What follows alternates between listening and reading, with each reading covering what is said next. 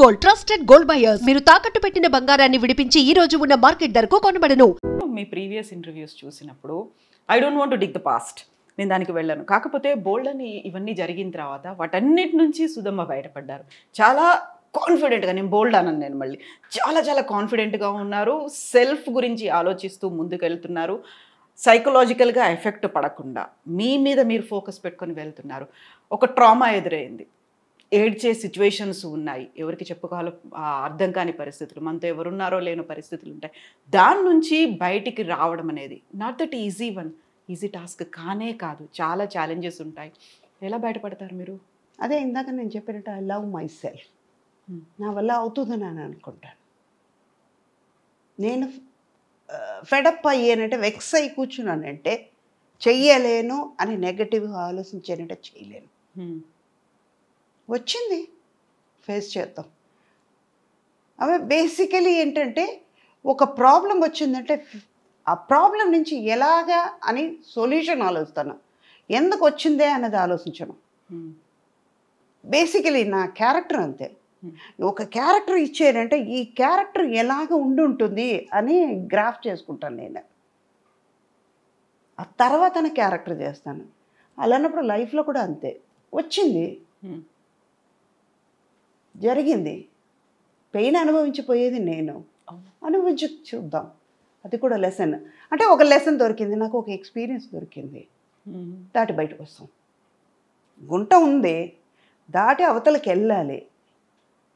ఒక్క అడుగు ముందుకు వేస్తే నేను వెళ్ళిపోతాను అవతలకి, దాటేస్తాను. అయ్యో గుంట ఉందని నేను ఎందుకు కింద చూస్తా, దాటగలుగుతానని వెళ్ళిపోయాను. అక్కడ మంచిగా ఉంది, గుంట నా వెనకాల ఉంది, వెళ్ళిపోయింది. అలా ఆలోచించి నేనే నాలో క్వశ్చన్ నేనే, ఆన్సర్ నేనే, సమాధానం నేనే చేసుకుని కంట్రోల్ చేసుకుని బయటపడ్డా. అండ్ వన్ మోర్ థింగ్, ఇప్పుడు మా కాలం, మా మదర్ కాలం, వాళ్ళ కాలంలో చెప్తే ఒక సపోర్ట్ ఇచ్చేవాళ్ళు.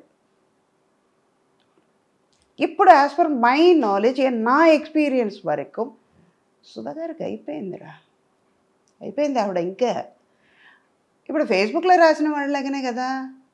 వాడు నేను ధైర్యంగా బయటకు వచ్చి చెప్పానంటే వాళ్ళు ఇంకా రాయలేరు కదా. ఓ ఈవిడ బాగానే ఉంది, మన అనవసరంగా రాశారు వీళ్ళు, 10 మంది చదువు ఉంటారు, అట్లీస్ట్ 5గురు చదువుతారు కదా, బాగానే ఉంది ఆవిడ, వీడికేం పోయేగాలం ఇలా రాశాడు కాకుండా ప్రతిసారి నేను బాగున్నాను అని చెప్పుకోవడం అనేది కూడా ఒక రకంగా అవసరమా అనిపిస్తుంది కదా. నేను బాగానే ఉన్నప్పుడు నాకు తెలుసు, నేను ఎందుకు మీకు చెప్పాలి బాగున్నానని. అవును కదా. You are not going to pay money for me, you are not going to save me. నా లైఫ్ అంతా నేనే తినాలి, నేనే కష్టపడాలి, నేనే చేసుకోవాలన్నప్పుడు మీరెందుకు? So true. I'm not going to feed you, you are not going to feed me. But ఒకటి లింక్ ఉంటుంది, లేనిపోయింది ఎందుకు మనం కష్టపడాలి? ఇన్నేళ్ల ఎక్స్పీరియన్స్, ఇన్ని మదర్ క్యారెక్టర్స్ చేశారు, ఎప్పుడైనా కాంపిటీషన్ ఫీల్ అయ్యారా? ఇప్పుడు వస్తున్న జనరేషన్ అంటే మీరు చాలా యంగ్ ఏజ్లోనే అమ్మ అయిపోయారు, అమ్మని చేసేసారు, అందరూ బోల్డ్ ఎంతమంది కనిపించారు. సుకన్య కావచ్చు, శరణ్య కావచ్చు, ప్రగతి, పవిత్ర, లోకేష్, ఇలాంటి వాళ్ళందరూ, సురేఖ వాణి, వీళ్ళందరూ మదర్ క్యారెక్టర్స్ చేసిన వాళ్ళే. అందరూ అలా కొన్ని రోజులు కనిపించారు, మళ్ళీ కొన్ని రోజులు కనిపించలేదు, ఎదురు చూస్తూ ఉన్నారు. సో అలాంటప్పుడు మీకు ఏమనిపిస్తుంది?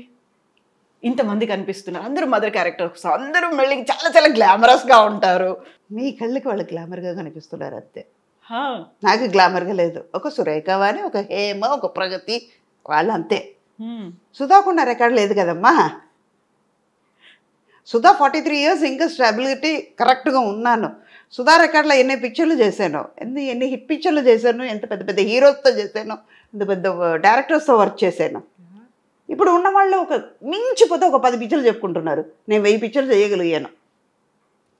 చాలా ఎత్తుకుని చెప్తా, 4-5 లాంగ్వేజ్ చేశాను. ఇప్పుడు ఎంతమంది చేస్తున్నారు? వాళ్ళు కూడా బతకాలి కదా, నేను స్పేస్ ఇస్తే కదా వాళ్ళు వచ్చేది. అందుకే సరే, అది కూడా పాజిటివ్గా ఓకేలే, స్పేస్ ఇచ్చాం, వాళ్ళు చేస్తున్నారు, వాళ్ళు ఉన్నారు కదా లోకల్లో, బతకాలి కదా. నేనే 10 రూపాయలకు తినాలి, నేనే కడుపు నిండా తినాలి, నేనే బిర్యానీ తినాలంటే ఎలా? వాళ్ళకు కూడా ఉండాలి కదా. అందుకే మీరు పులిహోర తింటే వాళ్ళకి నాకు ఇష్టమైన పులిహోర నేను తింటే, మీకు ఇష్టమైన బిర్యానీ మీరు తినండి. ఇంతమంది హీరోలకి అమ్మగా చేశారు. మహేష్ బాబు చేశారు, ఎన్టీఆర్ చేశారు, రామ్ చరణ్, అల్లు అర్జున్, వాట్ నాట్. ఇప్పుడు ఉన్నటువంటి యంగ్ హీరోలు ఈ జనరేషన్ అందరికీ చేశారు. ఎప్పుడైనా అరే అనిపించిందా? నాకు అది మళ్ళీ మళ్ళీ అరిగిపోయిన రికార్డ్ లాగా I love my self, I love my profession. ఒక చిన్న విషయం చేసినా కూడా మంచి దాని మీద అంత లవ్తో చేస్తాను, అంత ప్రేమించి చేస్తాను అన్నమాట. ఇష్టంగా చేస్తాను. అందువల్ల అది నెగటివ్గా రానివ్వను కదా. అది ఎంత అందంగా ఉంది కదా అనుకుంటాను. అయ్యో నువ్వు చదువుగలుగుతావు సుధా, అద్దంలో నేనే చూసి నేను అప్రిషియేట్ చేసుకుంటాను. ఇందాక మీరు గమనించుంటే తెలుస్తుంది, వెరీ బిగినింగ్ మీరు అందంగా ఉన్నారు అనగానే తీసుకున్నారు. అర్థమైందా? అలాంటి మనిషి నేను. అందుకే ఏది నాకు పెద్దగా అనిపించదు. Take it easy policy. కూల్గా ఉంటాను, టెన్షన్ తీసుకోను, చల్తా అలాగే. అప్పుడు అన్ని సూపర్ హిట్ మూవీస్లో మీరు యాక్ట్ చేశారు, సూపర్ కలెక్షన్స్ ఇవన్నీ వచ్చాయి. బట్ ఇప్పుడు ఏంటంటే block buster, pan India, pan world, Oscar రేంజ్కి వెళ్ళినటువంటి ఇవన్నీ సినిమాలు చూసినప్పుడు అలాంటి సినిమాలో నాకు క్యారెక్టర్ ఉంటే బాగుండేదే, ఈ సినిమాలో నేను అమ్మనయ్య ఉంటే బాగుండేదే, మిస్ చేసుకున్నానా, అరే ఉంటే క్రియేట్ చేసి ఉంటే బాగుండేది, అలా ఏమన్నా అనిపించింది? ఇప్పుడు అనిపించట్లేదు, లేదా 100% అనిపించట్లేదు.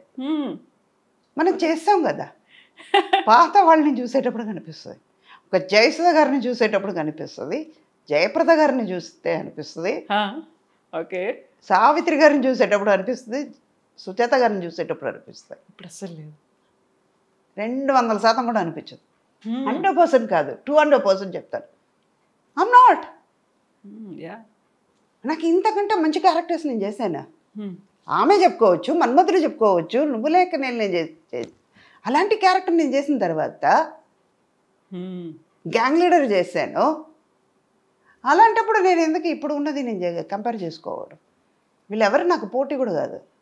వాళ్ళ ఏజ్, వాళ్ళ క్యారెక్టర్ ఇప్పుడు ఉన్నది అంతే. సుధా ఫుల్ ఫ్లెడ్జ్గా క్యారెక్టర్స్ చేశాను. నా కోసం అని కొన్ని క్యారెక్టర్స్ ఇచ్చే డైరెక్టర్స్తో వర్క్ చేశాను.